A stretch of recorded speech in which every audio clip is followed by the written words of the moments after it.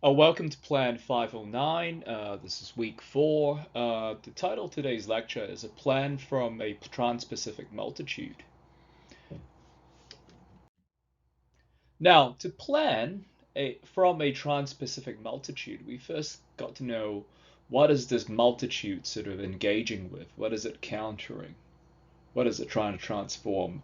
And I'll suggest what it is trying to transform and engage with is this thing, this event called empire. And I want to use an allegory to sort of begin to unravel, begin to understand what empire is. They say one butterfly flapping its wings on one side of the Pacific can bring a tsunami on the other side of the Pacific. Now think, what if a billion butterflies were to flap their wings all around the Pacific? Where would the center of the storm be? A similar centerless Transpacific empire is perhaps forming.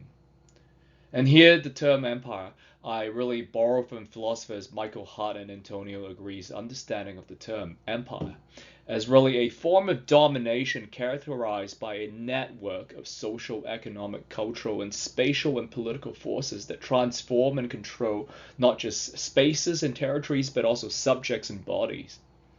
And in particular, in the sort of business of planning, architecture, through sort of real estate operation, it can transform land as habitat into land as economic value. As a network, events happening in one location of empire is also palpable in another location, another city.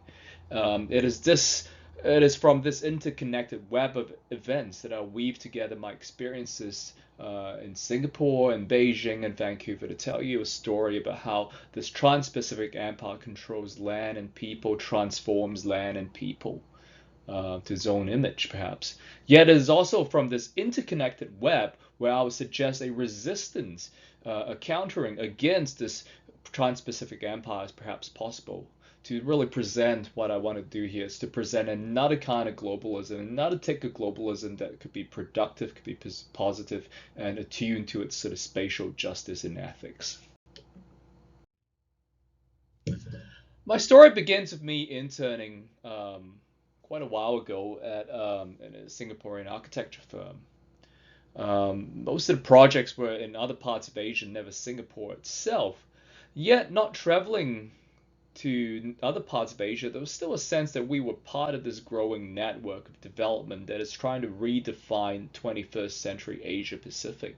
Even though in what it's trying to define has no sort of identifiable unified architectural style, urban movement, or ethos that united any of the projects.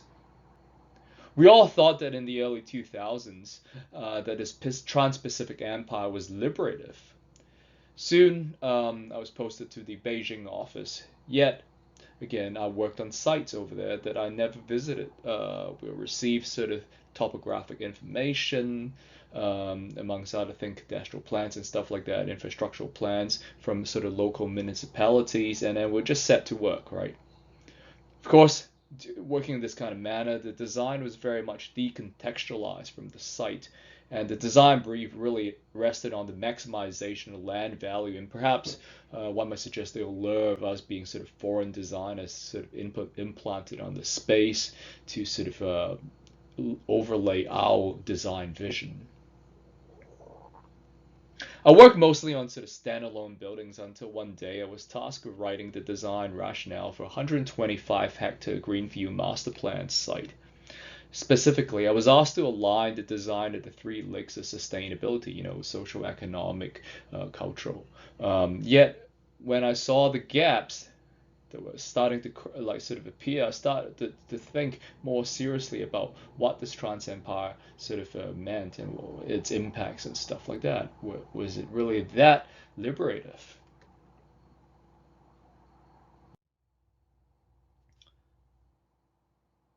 This 125-hectare greenfield site was in Mengxianghuan, or Sweet Dreams Bay in Zhuzhou, Hunan. The site was steeply sloped, sort of from the top end of the site all the way to the south where the river is. It's really sort of really as it exists as a bamboo forest. And our initial design was to retain as much of the bamboo forest as possible and sort of fuse the building into the sort of contoured landscape. The idea was, of course, quickly dismissed by the client who preferred to clear cut and flatten the land and insert a swath of bungalows and towers. Um, Without the bamboo, runoffs into the fragrant river, Mengxianghuan, would render the river's namesake obsolete, in fact. In Beijing, a colleague told me the cleared bamboo would likely be turned into cheap furniture, but she did not really know what would happen to the fishing families that kind of like had lived in the area when construction begins. Would they sort of be thrown somewhere else in the city? Would they be would they immigrate to other parts of the world to sort of escape this sort of destruction of their home? So I begin to see that the three legs of sustainability that I was tasked to write about was starting to be shaky here. Now, years later in Vancouver's Chinatown, I chanced upon some thick antiques from Hunan. I actually bought some of them for my home, but I also began to wonder if these thick antiques were made from the bamboo in Mengxianghuan. And as I sort of asked this question, a series of other questions followed. What links Orientalist furniture, Chinese deforestation, and Vancouver investment properties? What new worlds have our fishing families turned like climate capital refugees unwillingly discovered? Where have they gone to? What land use policies enabled these transformations? I began to wonder how these questions would intersect as well. More importantly, is there a single cause for these issues? Is it, as some suggest, due to China's economic rise? I would instead suggest that this storm has no actual sort of epicenter, and it's sort of kind of almost futile to sort of blame it solely on China. Unlike yesterday's sort of colonial capitalism, where peripheral colonies are all exploited to sustain the imperium, in this new empire, the exponential increase of capital itself becomes the bodiless sovereign. However, an absent sovereign does not equal sort of democracy. The old sovereigns dictated our behavior and what lands to capture. In contrast, this new empire is flexible, in fact, but only so to break the molds of old fidelities and domains to render a new order of control. In fact, we modify ourselves and social spatial relationships we are set within in order to sort of add to this empire's logic of exponential economic growth. In this flexible empire, private and public sectors are blurred to produce, things like sort of the malls in sort of North America, uh, luxury condominiums in sort of Kuala Lumpur, and even my own sort of work here in Singapore. So it is not just the real estate industry that produces speculative condominiums or like a worldwide circuit of government bodies, policies, lobbies, and workers all on all spectrums sort of work together to sort of sustain empire.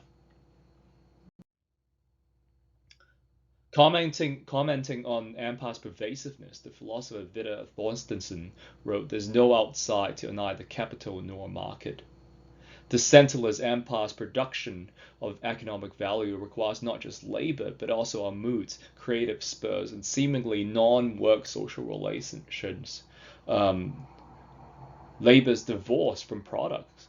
More precisely, labor itself does not need to produce products. Instead, labor becomes immaterial labor. Immaterial labor are the unquantifiable intellectual, communicative, symbolic, and emotional forces bound in work life and play life as well. It is not directly translatable to sort of any physical products. Nowadays, for example, we sell happiness itself, a lifestyle. We sell the happy city. Happiness itself is the product. Happy work culture becomes the commodity or product that sells shares. For example, in our industry, one's supposed to derive happiness from getting together with other professionals to sort of solve built environment issues at sort of after work design jams organized by professional institutes, one's employers, and even developers. Real estate is no longer just habitat or somewhere you live, but it becomes a lifestyle. There's no space, no time to really critically reflect on these kinds of like relationships. As the philosopher Frederick Vandenberg noted, when free time becomes productive, everything becomes work. Productive free time is a regulated time slot where one relaxes only enough to be recharged to do more work, to be sort of contribute one's labor to capital. Subsuming all space and time into the modality of work produces a new kind of human subjectivity aligned with the logic of exponential growth. Here, and this sort of Homo economicus is far more complex than Imperium's discipline ideal subject or citizen. Today's empire demands no disciplined ideal citizen. The philosopher Gilles Deleuze in fact noted in his seminal text Postscript on Societies and Control that in fact capitalism today actually motivates workers to generate new ideas. Thus capitalism actually encourages a degree of flexibility and innovation. We are asked to invent new bodies, new relations, new spaces, new territories, new things to help empire's territorial captures advance.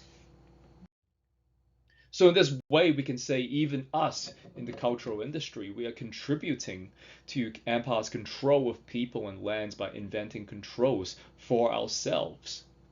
Controls are not fixed, rather as the philosopher Gilles Deleuze suggests.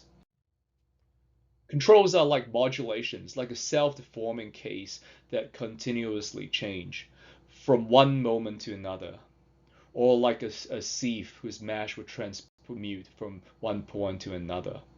From this perspective, one can say architects, planners, designers are not pawns of capital. Rather, the architects and planners what we do is we innovate and broaden our project scopes to turn local topographies, economies, values, and politics into material to sustain empire's centreless realm. Now, to conclude this first section of the lecture, I want to turn to Hardt and Negri, philosophers Michael Hardt and Antonio Negri's four expressions of empire to sort of help us sort of encapsulate, better understand what empire is, and from better understanding what empire is, perhaps sort of be able to sort of enact some ways to counter the injustice empire might bring. We say, first, empire encompasses spatial totality. That means empire rules over the entire civilized world where no territory escapes its capture. As long as global networks exist, empire is there. Empire operates on all registers of the social order. Insofar as social relations contribute to the production of subjectivity, empire produces or presents a paradigmatic form of biopower, biopolitics that encourages us to modulate ourselves to fulfill its logic. Empire, third of all, it's an order that effectively suspends history, suspends time, and presents its rule not as a transitory moment in a movement of history, but as a regime with no temporal boundaries. Empire thus continually reinvents itself to capture and transform people and spaces. Its temporality, it's coextensive with that of existence itself. Last, empire's objective is purported to be peace, although its manifestations always bloody. Here, Hardt and Negri arrive at this expression of empire by observing the contradiction between political speech and realpolitik. The former political speech, what's uttered, they utter peace, but the latter, which is realpolitik, almost requires obedience to the code of conduct, behavior, which is managed often by the threat of penalties. So from these 4 points, one begins to see there is the limit to empire's flexibility. There's a limit, although it's said to be innovative. Its flexibility is really sort of conditional, one might say. It's flexible enough only to permit an allocated space and time for alternative thinking, but this alterity is in fact quantified and rendered safe. Why? It is because a permission is always a form of control, and control is always necessarily exclusionary. Think of a city permit. A city permit allows you to do the things A and B, but it does not allow you to do C and D, and these are very clearly spelled out. So this point about empire's flexible control leads us to today's key research question to open up more reflections, speculations, and conceptual explorations. The key kind of research question I want to ask is what can be done to approach ethical territory making in this Trans-Pacific Empire, so in a way to counter the negative impacts of this Trans-Pacific Empire. Given the Pacific's immense scale, the what in this question, it's open to more than one answer. It may be a line of thought, a collection of concepts and drawings, physical and or virtual activism, etc. Ethical territory making need not be just physical space. Furthermore, it is a question of what can be done to increase the capacity for people to act and speak for historically disadvantaged populations in this Pacific Rim, such as Aboriginals, LGBT persons, so people living in rural areas. How can these groups intersect amongst themselves and intersect perhaps with designers, architects, and planners and politicians to create new venues for new kinds of expression, new kinds of bodies, new kinds of places, more importantly, venues, new territories ultimately that can escape empire's capture. Even for a short bit, how can this escape be sort of produced? Now, before going on, I'd like to go over some concepts that underlie this lecture, some kind of learning objectives, if you want to consider them to be. So the first of these concepts or learning objectives, it's resistance without common identity. This is a question of how to struggle against pervasive capitalist colonialist regimes without reducing different resistance to a single revolutionary or political identity. Second, it's refusal of an ideal end state. This is a question of how resistance can resist not just empire's capture, but its own formalization into an ideal end state, so as to sustain resistance itself, transformation. Third, is the notion of situated ethics. Following the refusal of both common identity and ideal end state, one might ask, how can we produce the right actions to counter empire without deferring to a fixed moral code or a code of behavior, code of conduct? This is really a nod to sort of explorations, experimentations. Last, it's sort of difference as a key principle.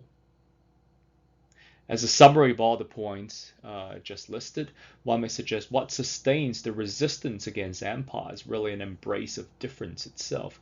And this difference is not just an array of fixed things and identities being sort of paired up, lined up next to each other, but the capacity for each of these things and identities to transform, to differ from itself.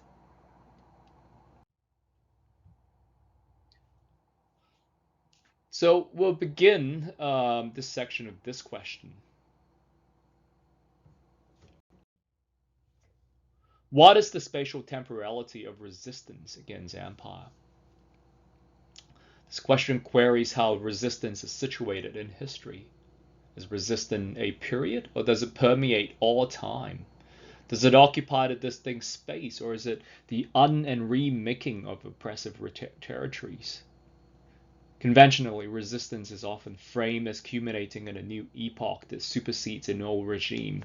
In the field of planning, this approach manifests in the various urbanisms that are all supposed to replace an inadequate state of affairs.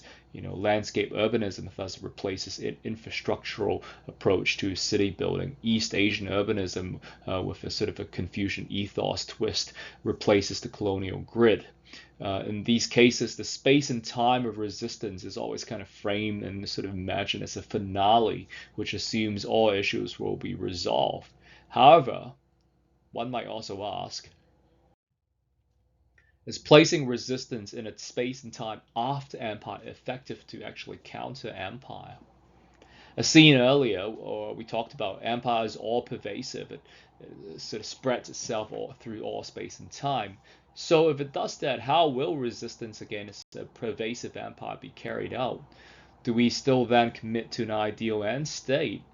Sort of the resistance is supposed to bring an ideal end state, or can resistance be a series of continuous reinventions that counter empire's own perpetual reinvention? So reinvention against reinvention in a sense. This is a ceaseless return of resistances, each return bearing internal differences. Articulating resistance relationship to history is important precisely to ensure resistance is in sync with what is resisting. The revolt thus is within empire's own cyclical history. Now, these two diagrams you see here on the screen illustrates the difference between a conventional mode of resistance driving to its utopia and ideal end state versus sort of what could be sort of called resistance in the multitude, which are sort of continuously sort of transforming and transformative. Resistance shifts from the teleological to the tactical. Sort of going from a straight ahead arrow to sort of things that are sort of like breaking, almost like sort of a geological strata, sort of rearranging themselves time and time again.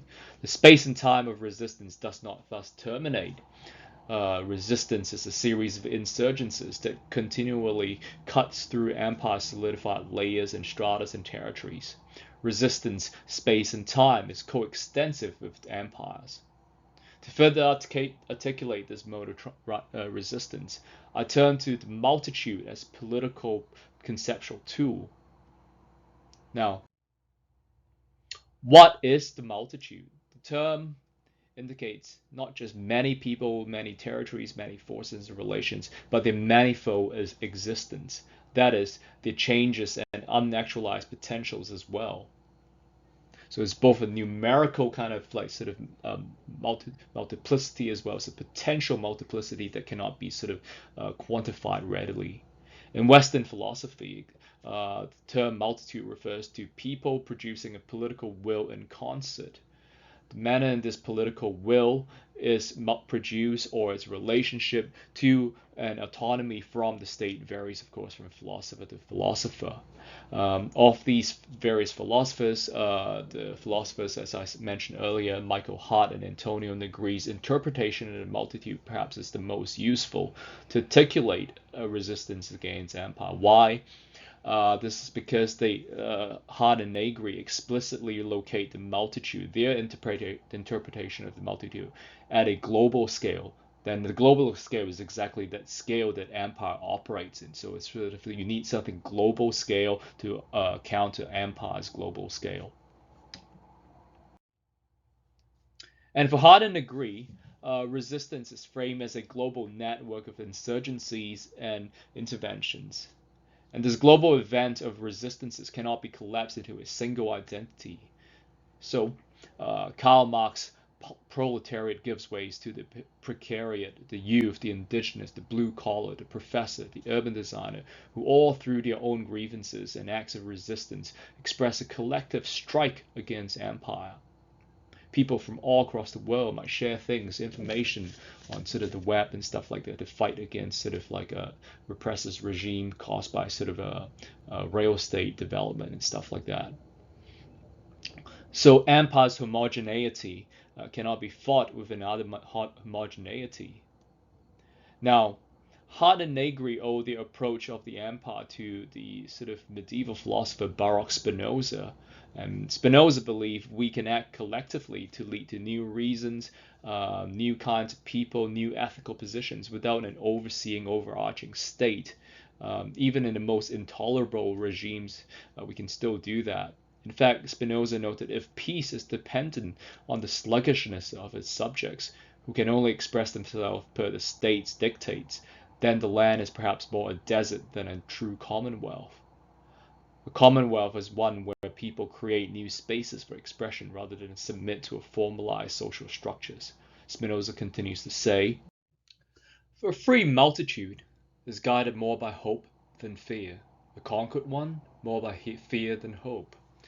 So for Spinoza, what amounts to liberation is really the translation of hope into new political relationships, spaces, and people without really needing a leviathan overarching state or other government apparatus for representation.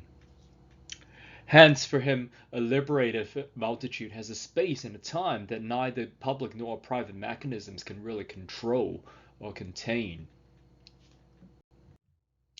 And this kind of freedom requires an exodus from the republic of property as an apparatus of control in both its private and public sort of manifestation. And so Hardt and Negri further noted that while numerous resistance together constitutes a new kind of commons, this common is not the conventional commons as in public property kind of common. Resistance cannot ontologically be property according to Hardt and Negri. No one owns the multitude, no one owns these collective resistances. While resistance may bring in the socio-political, economic, cultural, and even spatial physical forces found in the private and public realms, what amounts to the multitude's globality is global resistance always exists on a different plane, different from the private and public, and is fundamentally autonomous from this binary of public and private as well. Furthermore, the multitude is autonomous because it remains a living bundle of political conceptual forces. These forces can be used to repoliticize life, but insofar as these forces are always changing relationally, they cannot represent any precise public government system or political system, nor can they be dominated by any party or private politics. So one may say the multitude's liberative edge emerges when the hierarchical structure and binaries of both the public and private realms are disrupted to spur new paths beyond the public and private. The multitude is the living flesh that rules itself. Now, what do I mean by ruling itself? Perhaps in the context of collectives, ruling itself can be looked at as parameters that can be continuously altered as life evolves. Instead of limits, parameters can be platforms where new thoughts and actions emerge. One can think of this platform like a circle, like this kind of circle here, for example. A circle is a defined space. Its boundaries may be made up of smaller parts and may be porous, but overall there's still demarcation of what is within and what is outside its borders. But the area within the circle is pregnant of countless lines and relationships. The purpose of defining the circle, or one may say a platform, is to avoid descent into sheer chaos. Building rules is to lay platforms for liberation within empire. Think of these platforms as particular alternatives and sometimes experimental rearrangement of grids and forces and spaces and bodies within empire. So it's kind of like this picture here, this graphic here. The very sort of regular grid is kind of rearranged and twisted, torted to sort of form this kind of like a circle where like new kinds of relations and lines are drawn. It is thus really sort of using the empire's grid, its system, its material to strike back at it. The circle disrupts the grid in this case, but it's never outside really the grid. It's a distortion of the grid. It is formed from the same material as the grid. It simply redirects the vectors of the grid to give rise to numerous new possibilities, yet neither giving over to sheer chaos or absolute morality is to curate how two or more points or bodies within that one circle can join up, and even experimentally perhaps. It is to join bodies to produce new paths and new hybrids without losing sight of the political project. And Spinoza wrote of this kind of productive union. This is really a key thought in Spinoza.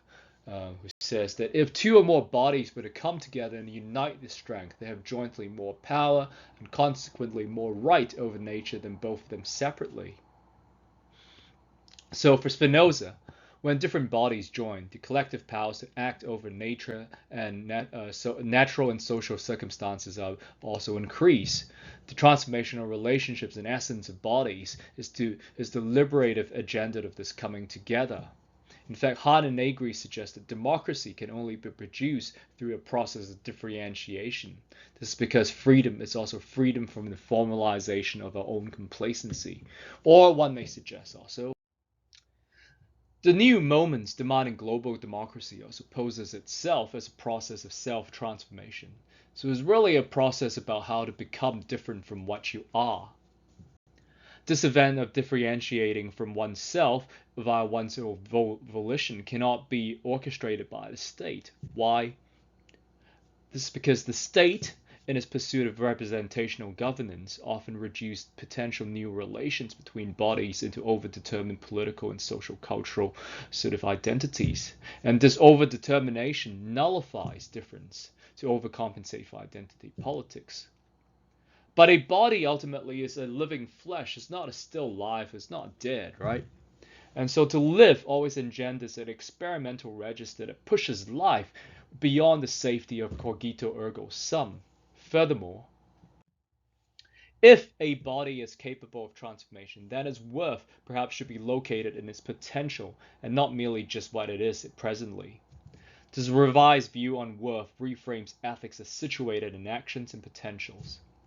Here, the ethical moment no longer relies on how well a particular body approximates itself to codified behaviors and sort of moral codes, but how it might otherwise be composed in order to bring new potentials to act, to speak. Drawing on Spinoza, the philosopher Gilles Deleuze noted that being ethical perhaps could be said to be, it is a question of knowing whether relations and which one can compound directly to form a new, more extensive relation, or whether capacities can compound more directly to constitute a more intense capacity of power to act, a more sort of intensive power to act, greater capacity to act. So here, the ethical is vested in bodies gaining greater capacity to act rather than simply sort of whether they follow a categorical good or bad. And also, what's illustrated here in this passage for Gilles Deleuze as for Spinoza, it's how when two or more bodies come together to sort of increase the power to act, at the same time these bodies also have to preserve and respect the other bodies' pursuits. So for Spinoza, as for Deleuze, the gain is always through bodies acting in concert. It is ultimately a question of how can our interactions bring new bodies rather than always insisting on a compromised aesthetic spirits? And Deleuze, as you have seen in the previous slide, said it's also about respecting the other's own relations. Furthering this kind of non-binary and collaborative take on ethics, Deleuze wrote, if it be asked what evil amounts to in the order of relations, one has to reply that evil is nothing. For example, when a poison decomposes my body, it is because a natural law determines that part of my body in contact with the poison to take a new relation which combines with that of the toxic body. Nothing is evil from nature's viewpoint, in a sense. In this passage here on the slide, as well as the previous slide, Deleuze suggests relations are just as, if not more important than identities in crafting new ethical journeys. Hence, even poison's effects are relational. How does this notion of ethics vested in potentials rather than codes work for planning? In short, it takes planning away from a reliance on categorical good and bads.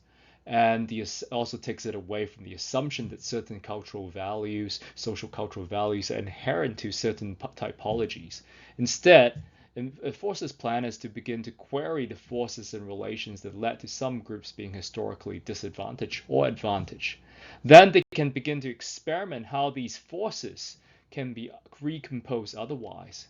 First, it is perhaps a matter of to denaturalize the naturalized. What I mean here is, it should be noted that denaturalizing something is not to abandon the rigor of crafting new ethics and give over to pure chance and chaos. Striking at empire, remember, it's only effective if the process of critique can lead to a recomposition of relations and forces to help some bodies, disadvantaged bodies especially, to gain more capacity to act, to sort of control their own sort of bodies, voices, and sort of outcomes. So, one might say, creating new ethics is not abandoning ethics. Again, the aim is recomposition and not absolute decomposition. Thus, planning ethically is to diagnose and curate relevant sets of forces so that new compositions strike those limitations brought on by empire and strike with reason. Following Deleuze's metaphor, it is an art of restructuring a non-toxic relationship to poison, perhaps a non-toxic relationship to empire, a non-toxic relationship to sort of global urbanism. Noting on the mutability of power structures, the philosopher Michel Foucault wrote, these power relations, power structures are mobile. They can be modified. They're not fixed once and for all. Elsewhere, Foucault also wrote, I do not think it is possible to say that one thing is of the order of liberation and another is of the order of oppression. Ultimately, what he says here is liberty is a practice. So like Deleuze's view on poison being kind of, depending how you use it, Foucault neither assumes there is a naturally free or benevolent state, nor assumes there's a categorical evil one. Liberation for Foucault rests on changing the relations and compositions involved. It's really a practice of moving. Similarly, the ethical moment is thus relational and positional, not transcendental or given. Of course, modifying relations also entails knowing what to keep, what to expel, and what to recompose in an experimentation. From the perspective of relations and compositions, the multitude and the empire are really two different compositions of the same matter that make up this world. And from this lens, resistance really becomes a question of how and when to build the multitude from empire. The philosopher Vidar Thorstensen gives us hints on how and when to strike at empire. He noted gaps and slippages appearing in empire are more frequent because today's production is no longer restricted in the traditional factory of office, and workers are no longer disciplined by a master. More importantly, empire actually needs to have gaps, needs to have slippages in order to craft new realms of control. The empire controls us through a series of releases and regrouping.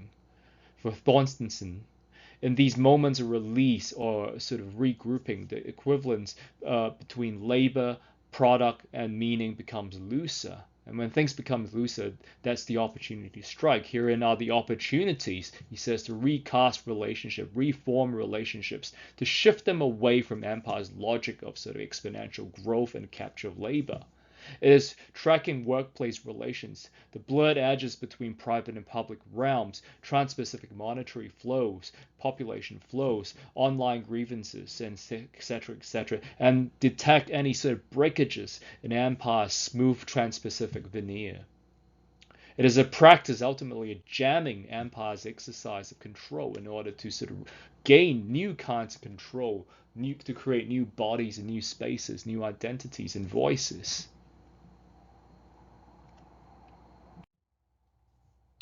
Here's an example of this kind of jamming of empire. In 2008, I was involved in an exhibition titled Showroom at Vancouver Centre A. The intention is to challenge the real estate industry's assumed neutrality in its claim to be simply supplying housing needs. To do so, we recreated a display unit in the gallery, Centre A. The furniture, the manicured plants, bottled water, sharp-looking sales wraps, and glossy posters were all there. Although the relations between all these things are distorted. Doors, for example, lead to rooms filled with garbage, sales reps would give lectures on spatial injustice, and a brochure had essays critiquing idealized communities, etc., etc. It is really an attempt to create a phantom out of the real estate industry's glossy image that haunts the real estate industry back. It is to denaturalize the real estate industry. So I can imagine if we were to do Showroom 2, version 2, we can expand that beyond Vancouver and explore perhaps how planners and designers and artists from around the Pacific Rim can join together to jam the real estate industry's Pacific Elysium. For example, one might ask, how would Singaporean activists intervene with the sales of Vancouver condominiums? How can indigenous British Columbian and Malay indigenous spatiality be folded in this reconfiguring of the Trans-Pacific realm? How can marginalized women on both sides of the Pacific lend forces to each other to construct new modes of ethical placemaking? In other words, ask how. It's really a matter of asking how resistance identifies and recomposes these surpluses slipping out the capital colonialist operations in order to repoliticize public life or social life. Now, repoliticization denaturalizes the reified links between real estate, government policies, economies, and social cultural forces that together capture territories and mute democratic motions. However, repoliticization is not to narrow social life into a single political socioeconomic vision. Repoliticization is to liberate the multiplicities of the polis. In the sense, as an example, activists for affordable housing from different parts of the Pacific need not subscribe to the same goals for urban form, distributions of monies, the degree of densification, transport modalities, or even constitution of a community. The multitude's principle of difference is not the same as empire's calculated mosaic. The solidarity of differences can be articulated as such. The global mobilization of the common in this new psycho-struggle does not negate or even overshadow the local nature or singularity of each struggle. For example, one might look at such as the relationship between Ainu women and activism and Vancouver. Ainu activism in Hokkaido, Japan, and missing indigenous women marches in Vancouver might have something that they can join. But both add to the global struggle against settler racism. However, they individually attend to different family systems, different mythologies, different sense of territorial spaces, different relationships with different kinds of government. They preserve difference without submitting to a unified identity, yet they can still kind of work together. The common that emerges between different resistances does not demand a shared utopia. This new approach to the notion of commons leads to a different conceptualization of the term international. This new kind of international commons is neither subscription to corporate globalism nor 20th century communism. What amounts to the commons is simply a pursuit of proliferating differences, to be different from what one is. Pursuing this kind of common requires a different kind of approach to urban planning, a different kind of approach to the city spaces, and really ultimately requires a different form of plan, a different body of the plan. In the next section, we'll begin to rethink what constitutes a plan, what is the plan's body, rethink planning's epistemology. That's to rethink the planner and planning profession's framework for thinking and doing. So we have entered the last section of this lecture, and I'd like to begin with a quote by the planning theorist Jean Hillier. Jean Hillier wrote, "A plan should always be incomplete so as to be able to respond to the unforeseen moments in what happens in us and to us that opens up to new histories, new paths in the complication of our ways of being as well." Here, for Hillier, the plan becomes an action. It is a living flesh, always in a process of its own replanning. It is less a codex of regulations prescribing fixed outcomes, and perhaps more like a set of multiple platforms that open to the unknowing knocking at the door. It is a plan that makes connections with other multiplicities in unpredictable ways to open its space and its time beyond its immediate locale and knowable future to the yet determined potentialities. It is a collection of bifurcating, divergent, and muddled lines. This plan rewrites its body at each return. Planning in this manner perhaps similar to what the author, novelist Rebecca Solnit says. It seems to be an art of recognizing the unforeseen, of keeping your balance amid surprises, of collaborating with chance. Thereby, it is also a limit to plan and control. Limiting the limits of conventional planning, then embracing chance and experimentation is perhaps what needs to be explored. Now, embracing chance becomes a strategy to resist the capital colonialist codification of sociobiological life. In fact, as Spinoza suggested, insofar as bodies are by their nature living flesh, they cannot be codified. He writes quite famously, "No one has come to know the structure of the body so accurately that he or she can explain all its functions." And Spinoza continues to say that the mind cannot determine with exactitude what bodies can become. The state, the master plan, cannot determine the multitude's transformation as well. Likewise, this is a plan which body may not be codifiable at all.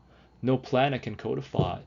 The uncodability is because the body of a plan is always connected with other plans, and planning against empire always involves a multiplicity of plans acting together. It is through this connected web that each individual plan can singly and collectively increase their capacity to resist oppressive territories and reformulate new kinds of spaces that enable the oppressed to act and speak.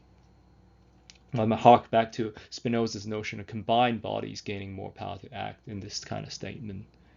Yet, one also notice, this connected web of plans does not represent a master plan. Why? This is because the plans, different plans' collective form is always changing. And since all these different plans are always changing, not just their relationship, but themselves, one might say the body of the plan, insofar as always connected to the other plan, is always also changing. They upheave to reinvent their mode of striking an empire, and eludes empire's capture as such. A productive symmetry lies between the plan and potential futures. Splintering lines admit to many futures, many spaces. These futures and few spaces then fold back into a plan, transforming the plan's own body. The plan's modality is iterative, not incremental. The relation to time, history, and futurity a living plan has is this. Futures are only known when they have passed. It bears no pre-map indication of what a Transpacific ethical territory must look like. Instead of treating a plan as like a map, think of the plan as a tool. For example, a hammer has no direct equivalence with a table. Its function is expressible only when combined with a carpenter's knowledge, physical strength, wood, nail, glue, etc. to create a table. Similarly, this new body of a plan, this new kind of plan only lends forces to practical matters. It does not have a physical equivalence in the design edifice, place, or even policy. Moving to this kind of openness. A plan is a constellation of text, concepts, and diagrams to be used to draw up and or connect with other constellation of text, concepts, and diagrams.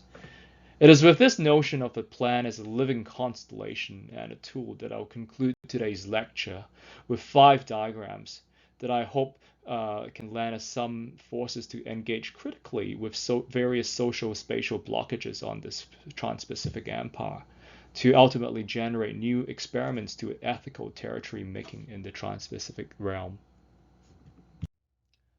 First diagram, I call it again, a joy. In this spiral, each spinning line does not realign back into a perfect circle. Each mode of return is out of joint with itself. A plan with this character inscribes his own undoing and redoing, not through incrementalism, but complete shifts in epistemologies and valuation systems. More importantly, will we dare to embrace these shifts again and again with a Nietzschean kind of joy, the eternal joy of becoming, beyond all terror and pity? The second kind of diagram is like a palimpsest. No space begins as a blank slate. Buried terrains will slip through. New territories and people emerge from the collision of these multiple space-times. The The question is whether we are courageous to review these palimpsests that inscribe on the empire's surface. The third diagram, called theory's task of splintering. A plan, of course, theorizes, but theory is never written in isolation from the world's flesh. Theory is never anterior to what is conventionally called practice. When asked what can theory do, one may reply, theory, just like a plan, is a tool rather than a projection of end state. Theory is always a flight from itself, splintering and changing, just like this diagram, this musical notation. Middle C can become a series of different chords, and each chord can sort of grow, harmonically grow. Fourth diagram, which is really kind of spatial, it's called in medias res, in the middle, things. Likewise, Transpacific cities have within it no centers. Like kind of in this diagram, centers only relational rather than essential. A city's center, its interiority, its essence is really non-representational. It's always torn between two or more places. Last diagram, the fifth diagram, is called breaking strata. Fissures cut into the empire's well-tempered strata to decompose the hierarchical values, policies, and typologies. These broken up strata marry alien concepts and raw forces to lay new platforms on which yet describable territories and yet describable people may take form. To conclude, this Transpacific Empire is unforgiving and pervasive. We all know that. As such, to plan resistance against it, it is necessary to engage at its own Pacific scale. We must plan in solidarity with other plans across the ocean, yet also maintain our differences. New ethical grounds arise again each moment. Forces, texts, and images reconstellate. Perhaps it is now to set sail and engage, encounter the unforeseen in order to lay the platforms for other unforeseen circumstances to arise. Perhaps see what kind of new hybrid butterflies and hybrid bodies we can produce to carve out new spaces, new air movements and sounds in the Pacific sky and water. Thank you.